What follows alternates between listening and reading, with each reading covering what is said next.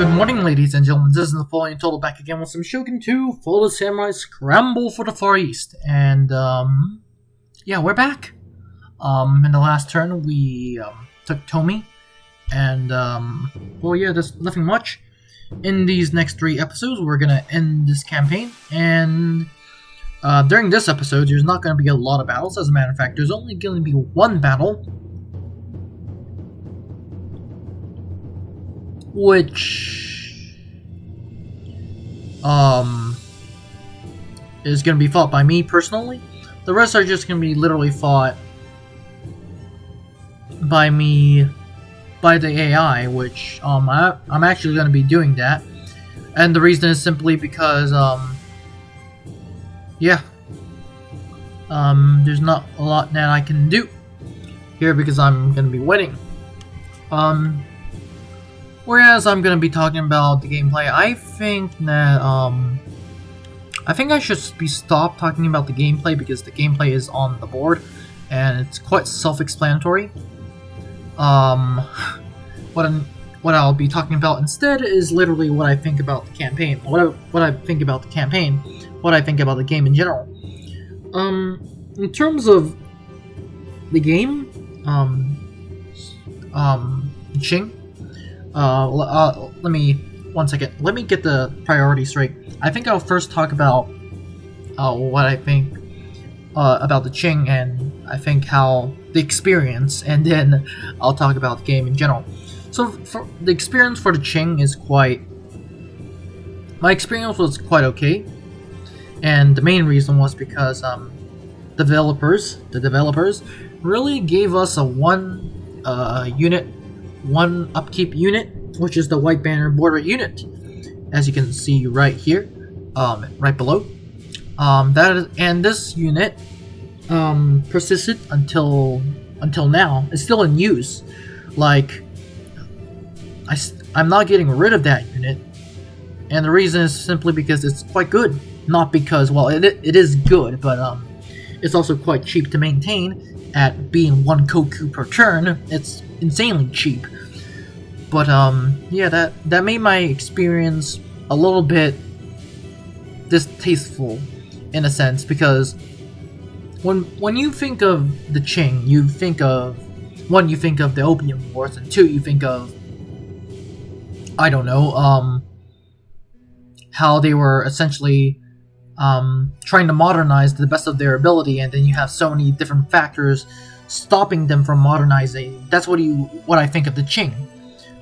But in my campaign, I was just like, nope, we're just gonna do traditional units all the way, and then we're just gonna bomb rush anyone that decides to fight us. And obviously, technically that is what it could have looked like. But the problem is, the reason why I did that, and I didn't modernize as quickly as I potentially could have did, is because I literally had access to that 1 upkeep unit.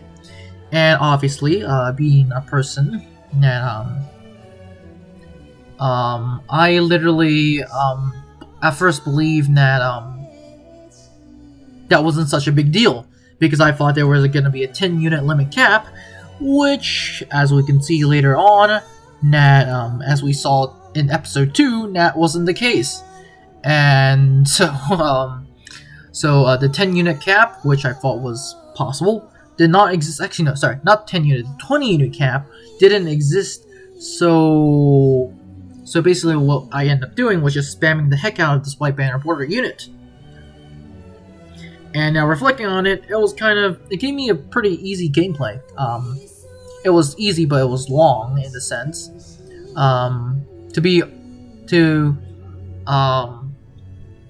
Yeah, I think the Prussian campaign was a little bit harder in the sense that, that campaign, at least, they made you think about economy. But that said, what things do I like about the Qing? Even though I was I absolutely destroyed everyone, I still had a pretty good experience of modernizing, so yeah. And, well, obviously, Fall of the Samurai itself will let you modernize, but Fall of the Samurai, there are benefits of you not modernizing, and there are downsides of you, once again, not modernizing. That said, the same could be said in this one. There are massive downsides of modernizing, and there are massive upsides of not modernizing. The massive downside is literally you have this one upkeep unit, and the upside is the fact that you have gun units that can essentially fight toe to toe with essentially European gun units. Now, so what do I think of the Qing as general? I think it was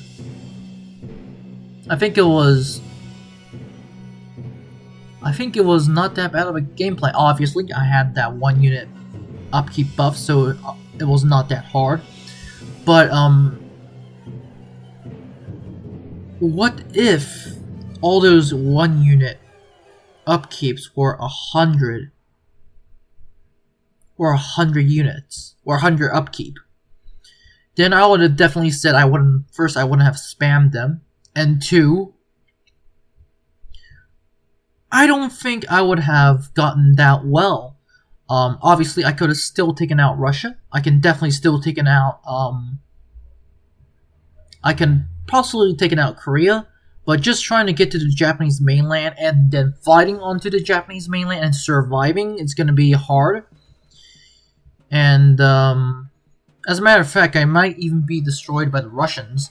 One, because the Russians have one more troops, and their troops are actually not bad.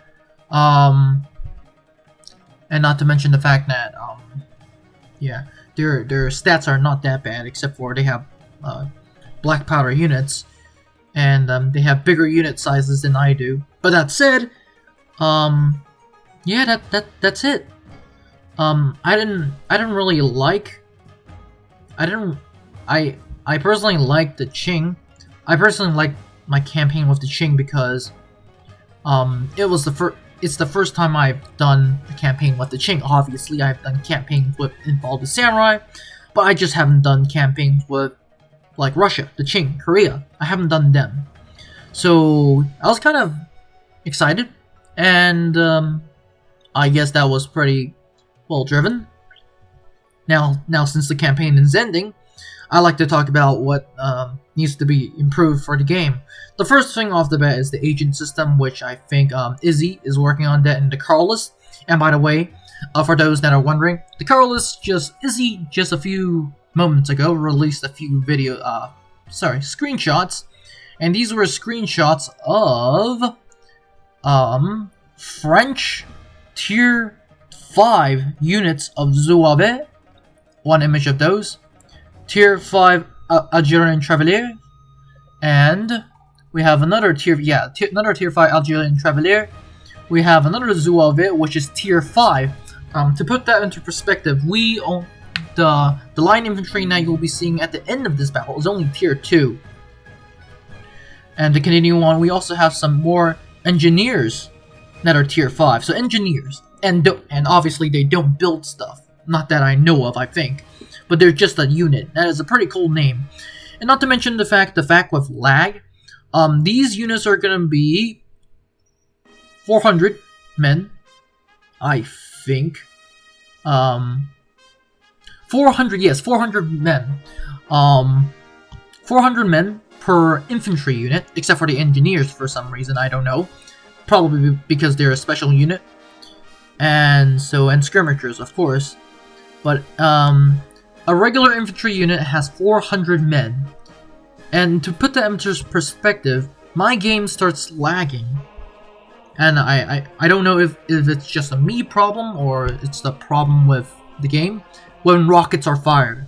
My game starts lagging when rockets are fired. And Izzy is experimenting with units that are 400 men. And apparently he has tested them, and they've come back positive. So I'm really interested into Carlos mod. I actually personally messaged him and asked him about stuff about stuff, how's it going, and he says that we're just doing a lot more uniforms. And I said, okay, the second that the buildings come out, and because everything else is pretty much almost done or nearing done, I'll actually be playing Carlist. And for me, Apparently he's working on buildings, I think. Yeah. And the second the buildings are done, I'll be playing Carlos because it's because the map is Spain. It's not Japan. And as a matter of fact, it's Spain, and it's gonna give you a new revamp of almost everything. So yeah, Carlos is gonna be interesting, and I know from just looking at it now I'm gonna enjoy it. So yes. But back on Scramble for the Far East. Oh yes. Sorry about that. But a few more pictures from the Carlos mod a few days ago, as a matter of fact, were pictures of 100 pound siege mortar. And just to give that into perspective, as a matter of fact, the official name is a tier 4 100-pound rifled siege mortar. And to get that into perspective, what it is really trying to say is 100-pound round. No, it's not. The mortar is not 100 pounds, once again, with all these weapon specifications. It's the weight of the shell. So, for those who don't know, obviously. For those who know, well, this is just going to be insanity. 100-pound shell. Now, I'm pretty sure it's going to be high explosive. Fired at a building, that's going to destroy the building. In an instant. One volley. And we're going to bring 4 of these on the battlefield, if we do play Carlos. But that is just straight outright insane. And obviously, the smaller ones are going to be 48 pounders. And yes, there's one thing that so that's that. What I think, now let's go back to what I want to see improved in Scramble. Scramble for the Far East has done a lot. To this day, to this day, Scramble for the Far East is one of my favorite mods. One, because it gets to introduce the European factions, which is great, in a time which, although it doesn't look like important, it is actually quite important because it determined modern day history. Because, well, think about it. World War I was indirectly caused by the events here on screen. And well, not on this screen, of course, like during this time period. So I think I think we should be covering more of this time period, which is mostly empire building, and in some cases limiting empire building. Obviously, that could be said to Russia, which the Crimean War was all fought about, trying to contain Russian expansion. But yes, that's that. So yeah, I think it's a really important part of history that a lot of people are missing out. And obviously it's not as flashy as, I don't know, World War II, the Napoleonic Wars, but it's just as important as those. And I think Scramble for the Far East does a very good job of that. But let's get back to the gameplay. I would really like to see some no agents for Scramble for the Far East, because those agents are just insane. That's number one. Number two, the unit, like, I rather prefer big battles, large battles, than managing the economy. So yeah, that's that. I rather prefer large and massive battles than just running around doing the economy stuff, managing public order, which I don't really want to. Now, obviously, public order, there's a problem with public order in this mod, and I think literally, it's on the screen right now, so I'm not gonna say anything. There's gonna be revolts, and there's gonna be public uprisings, but nothing's gonna happen, so that's just overpowered. You just don't manage them, and that solves itself. Obviously, during this time, public order was a big issue. Just look at what's happening in Hungary around, well, not this time, of course, because this is 1858. No, this is 1864. Yeah, this is 1864. I think it's just turned 1864. But a few years ago, the Hungarian Revolution has just happened. And the Belgian Revolution for the Dutch. What else do we have during this time? We have, a lot of rebellions going all over around. We have the Vienna Revolution, which is about to happen. Or, I think it's already happened. I forgot. Yeah, so that's that. So yes, but it's during this time it was a big time for nationalism. So technically, public order is an issue, should be an issue, but it shouldn't be exemplified in the way that we see it. I don't know if it's possible, but I would rather prefer to have one nationality of foreigners, immigrants, and straight outright the other people, which technically does include the Japanese because they were the colonials. And technically the Japanese, technically what's going, well, to put it very bluntly, I don't think whoever is, if the Prussians or if the French were going to colonize Japan, I don't think the Japanese will be saying, "Oh, I prefer the Prussians over the French," unless what they do, of course. But technically, they will both be superpowers under that is colonizing you, so you wouldn't like them either. That's why I think there should be a public order issue, but the biggest public order issue is at this point is nationalism. And that should be exemplified during this time. As a matter of fact, so yeah. And yeah, that's it. I think that's it. Public order is obviously an issue. Another issue I find is the artillery. Now, obviously, the start of the game I think is in 1859. Sorry, no, it's not 1859. It's 1857, and the artillery back then wasn't that great, and as a matter of fact, the Parrott gun was introduced in 1861, so artillery pieces weren't that great back in the day.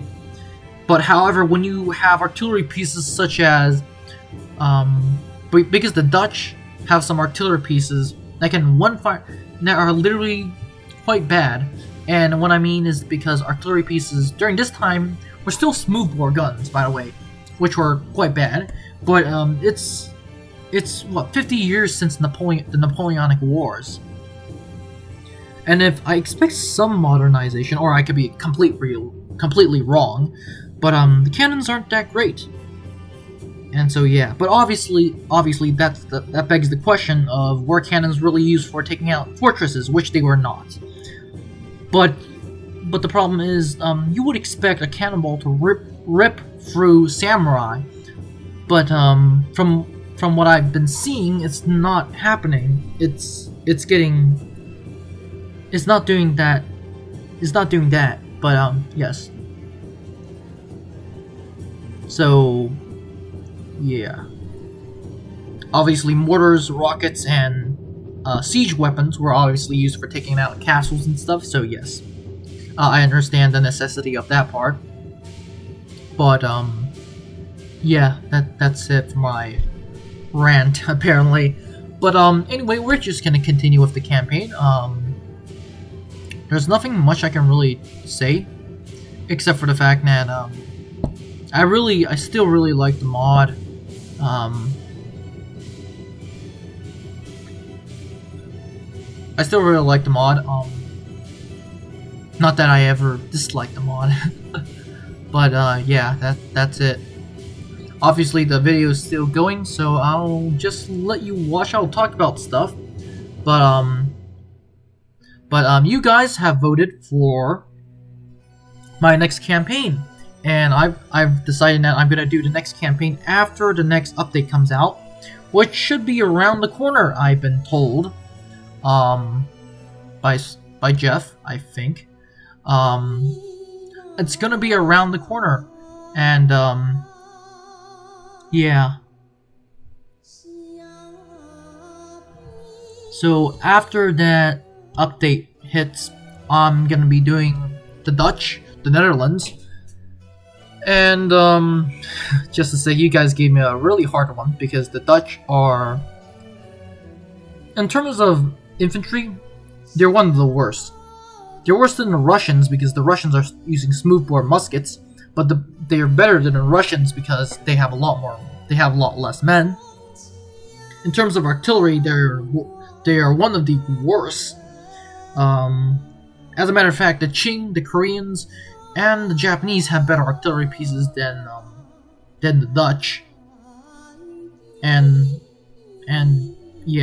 all these factions have something better in other fields, most primarily in melee and gun troops. But the Dutch really don't have anything going for it, so expect a very hard campaign. Obviously, the only benefit for the Dutch that I see off the bat is its location. It starts at Kyushu, I think. Kyushu, and it starts at Kyushu, and Kyushu's rich, at least rich. I think rich. Kyushu's rich, so and it's small, which means you can conquer a lot really fast, really quick. But that said, it's going to be a hard campaign, but I am looking forward to it. So yes, that's that, and you guys voted for it, so I'm going to be doing it. So yes.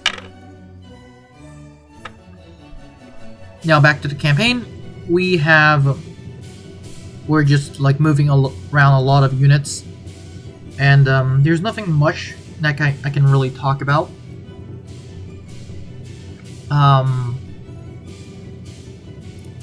One of these days I should really make an episode about all the gun units and what they do, but once again, if you guys watched the previous episode, you would have heard this rant, but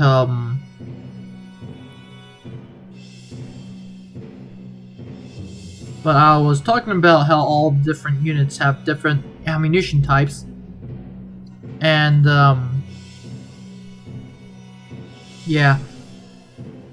I was pretty interested to realize that different units did have different ammunition types and their weapon types. So yes, this apparently what I'm looking at right now on my phone is what guns do my troops use by Jeff, one of the modders that is currently modding Scramble for the Far East, and on it says, this is going to be a repeat for some of you. What type of faction has what guns? For France, all of their units have rifle guns, so that means they're actually going to be shooting quite accurate. For the Dutch, all their units have smoothbore rifles, which means they're going to be using the exact same weapons from the Napoleonic Wars. Which means, from what I've been told, from what I've experienced, that's a -5 reload. I think. -5 or more. And by the way, -5 is it's big. Well, that's the good part. Actually, no, that's the bad part. The Belgians have all rifled units. The UK has all rifled units. Prussia, their light guards, and Hanoverian guards have breech loaders, so that just makes them OP. Breech loaders are basically, for those who haven't watched my Prussian campaign, basically it's literally a bolt action. A breech loader is, to put it very simply, it's almost to the level of it's a loading mechanism almost to the level of a bolt action rifle. And if you haven't seen a bolt action rifle, you should really search it up. But all the other infantry units are rifled. The Bavaria, the Grenadiers, their best unit, has breech loaders. Every other infantry unit has smoothbores, which is quite bad. Saxony, their Royal Guard are breech loaders. Their light infantry are smoothbores. Russia, their elite infantry are rifled, and their light and light infantry are smoothbores. United States, all their infantry are rifled. Spain, exact same thing, except for the line infantry, which are smoothbores, which are quite bad. Mexico, all their infantry are smoothbores, literally like the Netherlands. Portugal, their elite and light infantry are rifled. Their light infantry is smoothbored. Costa Rica, their light infantry and militia are smoothbored. Guatemala, all Guatemala, Honduras, Nicaragua, El Salvador have all smoothbore weapons. The Satchel Alliance, which could be easily the most overpowered faction, their line infantry, the tier 1 line infantry, the Dutch Doctrine line infantry has smoothbores. And you might be thinking, okay, that's not overpowered. What is overpowered is literally, for tier 1 at least, all the rest of their guns are matchlocks, which are even worse, which means they'll be using matchlocks from 300 years ago, so that's quite bad. But the main selling point for the Satchel and Northern Alliance is that their elite and line infantry have rifled guns, so that's just gonna outright make them amazing. And China, all of them have matchlocks for tier 1, and for very soon we'll be looking at some rifled units. So yeah, that's that.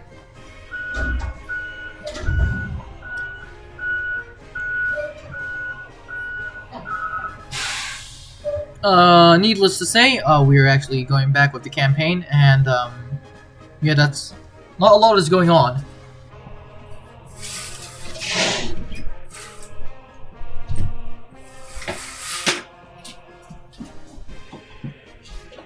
Not a lot is going on, so we're just gonna press play. A few seconds ago, I had some noise in the background. So yeah, that's that. So yeah, obviously, we don't, like I said about public order, there's only 2 places with public order, that being Setsu and Kaga, and public order apparently is very easy to destroy. So that's gonna make my campaign experience quite easy. Obviously, I had more trouble with the European factions than the actual rebellions, which it should be. But yes. And being China, you would expect a lot more naval battles, but because you have to transport your troops onto the Japanese mainland, which is not that easy, and therefore there should be a lot of naval battles, especially against the British. Thankfully, I'm not fighting against the British, but yeah. A few days later, I think that as soon as the next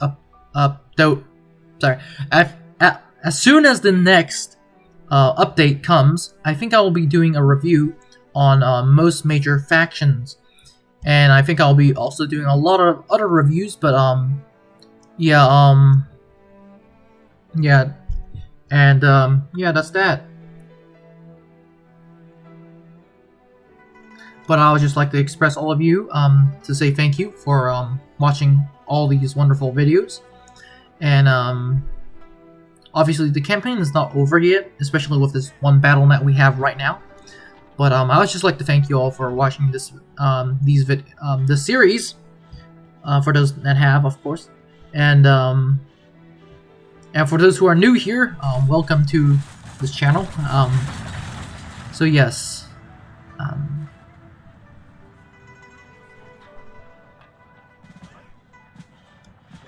I'm just gonna allow you guys to watch this battle. And the second the battle ends, I'll just end the video. So have a great day, and I'll see you in the next one.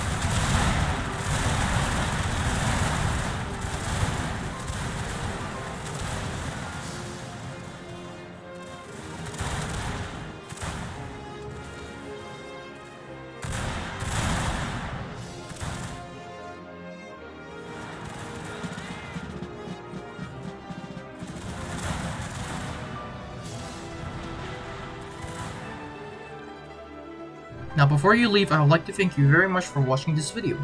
I would be honored if you could like and subscribe to the channel. Remember, more videos are coming out, so it is a good idea to click on that notification button. Anyways, have a great day and I'll see you in the next one.